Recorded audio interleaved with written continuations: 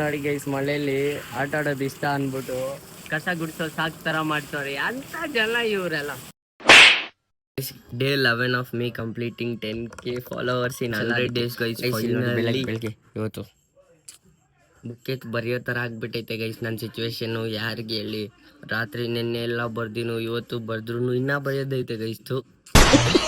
Guys, ನನಗೆ college ಹೋಗ್ಬೇಕಂದ್ರೆ ದೊಡ್ಡ ಬಾಧೆ ಏನಂದರೆ ಈ ಥರ ಶೂ ಹಾಕ್ಕೊಂಡು ಮತ್ತೆ ಮನೆಗೆ ಬಂದು ಯೂನಿಫಾರ್ಮ್ ತೆಗ್ದು ಹಾಕೋದು, ಅದೊಂಥರ ಟೆನ್ಷನ್ ಕೆಲಸ ಗೈಸ್ ಫುಲ್ಲು. ಇವಾಗ ವಿಡಿಯೋ ಮಾಡ್ಬೇಕು ಅಂದ್ಬಿಟ್ಟು ಶೂನ ಆಚೆ ಎತ್ಕೊಂಬಂದೆ ಗೈಸ್, ಮತ್ತೆ ಎತ್ಕೊಂಡು ಹೋಗ್ಬೇಕಾಗತ್ತು. ಇಲ್ಲಿ ನೋಡಿ, ನಂದು ಬಿಗ್ಗೆಸ್ಟ್ ಪ್ರಾಬ್ಲಮ್ ಏನಂದರೆ, ಈ ಥರ ಜಾಯಿನ್ ಹ್ಯಾಂಡ್ ರೈಟಿಂಗ್ ಇದ್ದರೆ ಒಂದೇ ಒಂದು ಚೂರು ಅರ್ಥ ಆಗಲ್ಲ ಗೈಸ್. ಯಾರಾದರೂ ಎಕ್ಸಾಮಲ್ಲಿ ಬಂದು ನನ್ನ ಪಕ್ಕ ಕೂತ್ಕೊಂಡು ಫೇಲ್ ಆಗೋಗ್ತೀನಿ, ನೋಡ್ಕೊಂಡು ಬರೆಯೋಕ್ಕಾಗಲ್ಲ ಅವ್ರನ್ನ. ಒಂಚೂರು ಅರ್ಥ ಆಗಲ್ಲ ಜಾಯಿನ್ ಹ್ಯಾಂಡ್ ರೈಟಿಂಗ್ ನನಗೆ.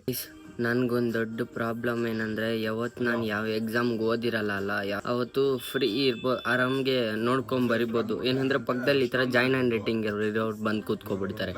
ಏನು ಮಾಡೋಣ, ನಾನು ಹಣೆ ಬರ ಅಷ್ಟೊಂದು ಖರಾಬ್ ಆಗಿಬಿಟ್ಟೈತೆ ಈ ನಡುವೆ.